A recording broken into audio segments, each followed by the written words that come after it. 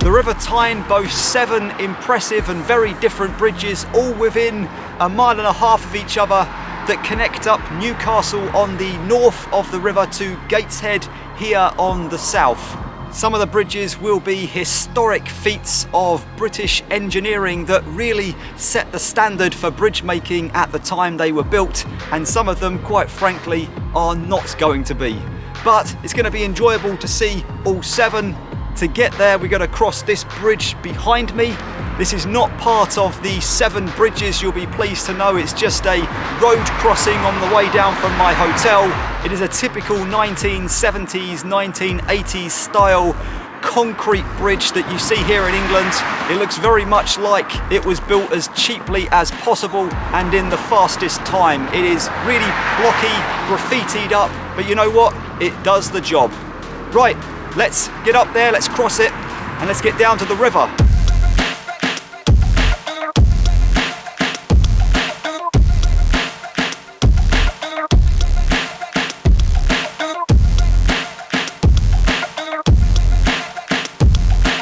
For the purposes of this walk, I'm going to be heading from the westernmost bridge to the easternmost.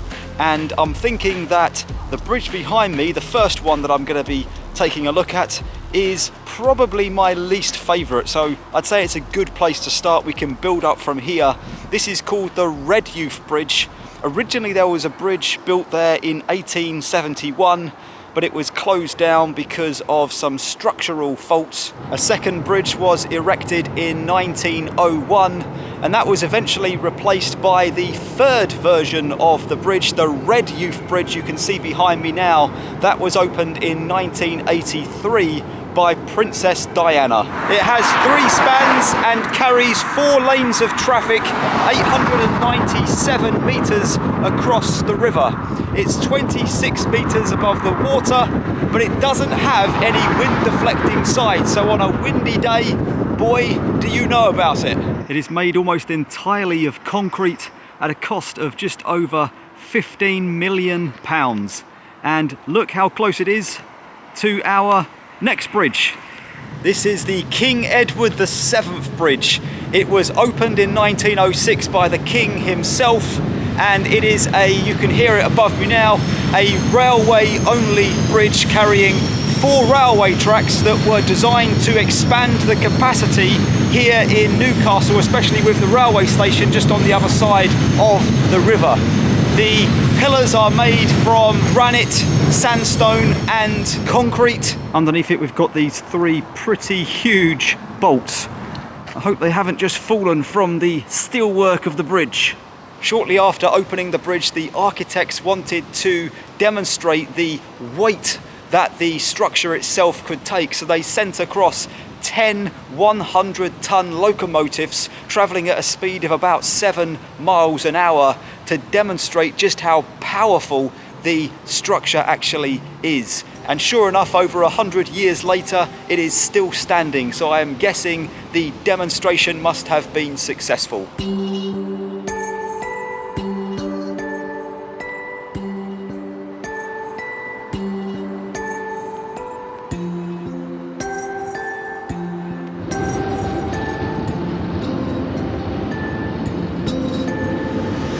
It's a bridge that is often described as Britain's last great railway bridge, and it was built at a cost of just over £500,000, but that was back in 1906. It's 350 metres across and carries trains 34 metres above the water. In 1994, it was given Grade 2 listed status.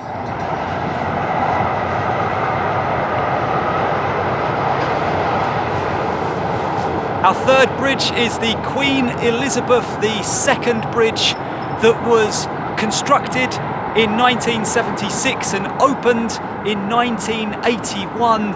as part of the Tyne and Wear metro system.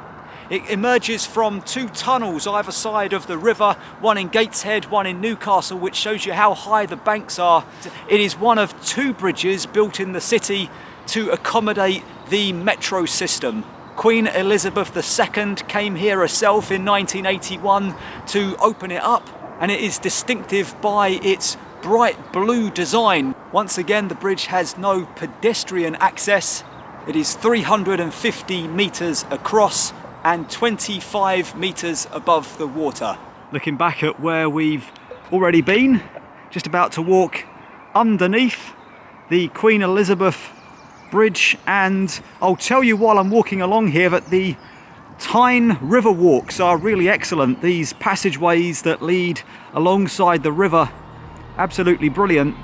And the Tyne itself is formed by the South Tyne and the North Tyne, two rivers that converge about 20 miles west of here.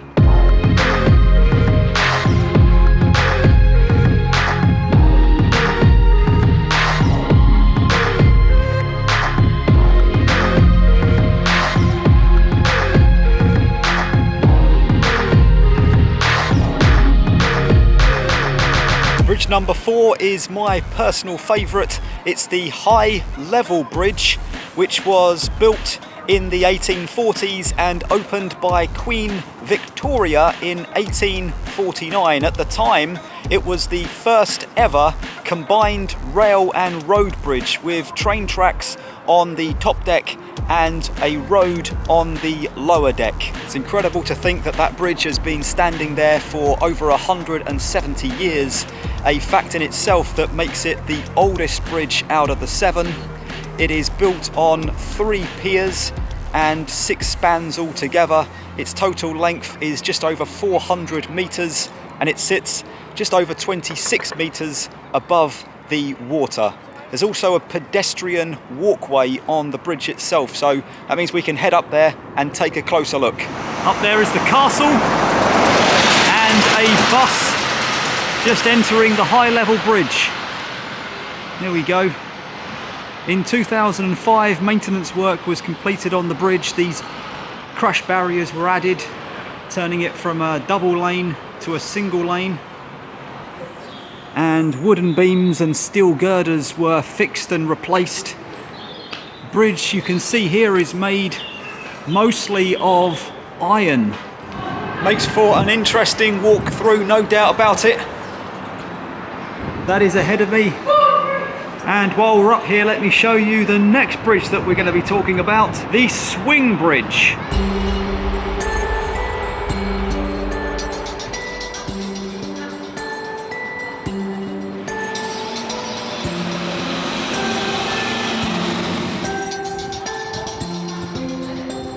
I'm a little bit further along now, and looking down at that Swing Bridge, I thought I would tell you a little bit about it whilst I'm up here. So the first thing to know is that it's in a location where the Romans built their first bridge over the River Tyne about 2,000 years ago. The Swing Bridge is designed in such a way that when large vessels want to pass through, it swings 90 degrees around so that it lines up with the central pier there, and then the large boats pass through without any problems. It is 171 metres in length, 14 in width. It has a clearance above the water of about 4.5 metres. The Swing Bridge was opened in 1876, and it's in an area of the Tyne River that is just really populated densely with bridges. There's the High Level Bridge there. This is the Swing Bridge that I'm on now, and the Tyne Bridge, which is where I'm heading in a couple of moments, is beyond that.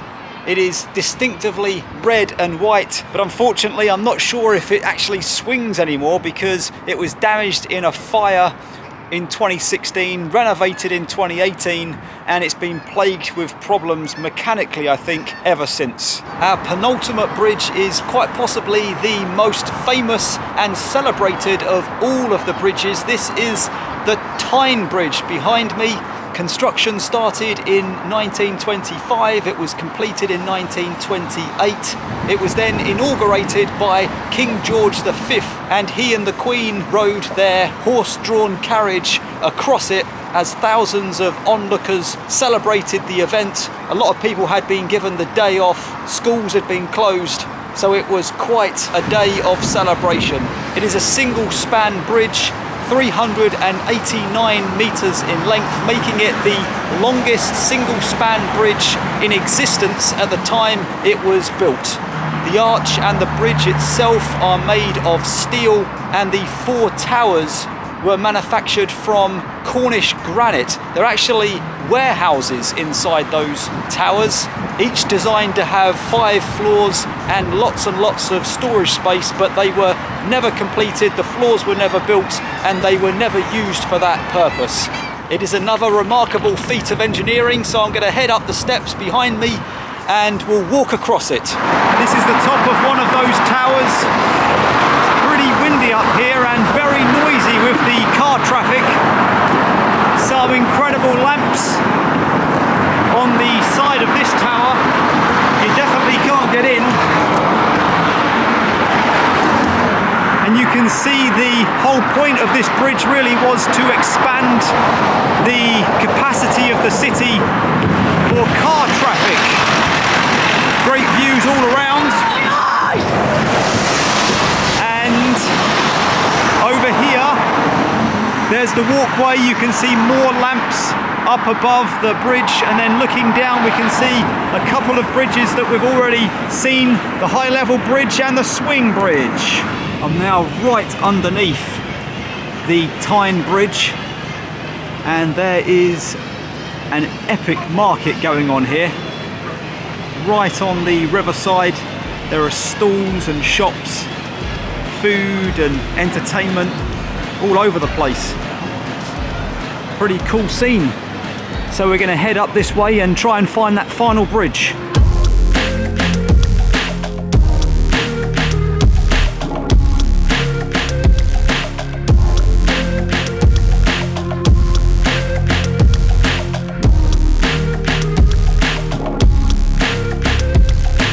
So I'm pleased to announce I've just arrived at the final bridge, the 7th bridge. This is where we've been, the Redheugh Bridge, the King Edward Bridge, the Queen Elizabeth II Bridge, the high level bridge, the swing bridge, the Tyne Bridge, and as said, we're now at the Millennium Bridge. This was due to be opened in the year 2000. I can get through the crowds, and it was delayed for a year and opened in 2001. It was then inaugurated by Queen Elizabeth II in 2002. It is a dual use bridge. I'm walking up the cycle track at the moment. The walkway for pedestrians is on the other side. It is essentially 2 arches forming what they call a tilt bridge, the first tilt bridge in existence. And as I follow it up here, you can see the Baltic flour mill there in the distance. And the bridge is built from steel and concrete and cost £22 million.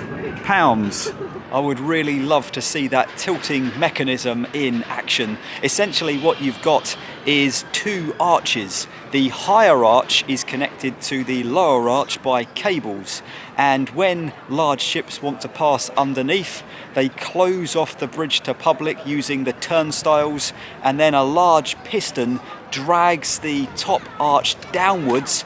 That in turn pushes the lower arch upwards so that the larger boats can pass through. Well, what a journey. We have seen the 7 bridges of Newcastle and Gateshead as they cross the River Tyne. Spectacular in their own right, of course, all of them.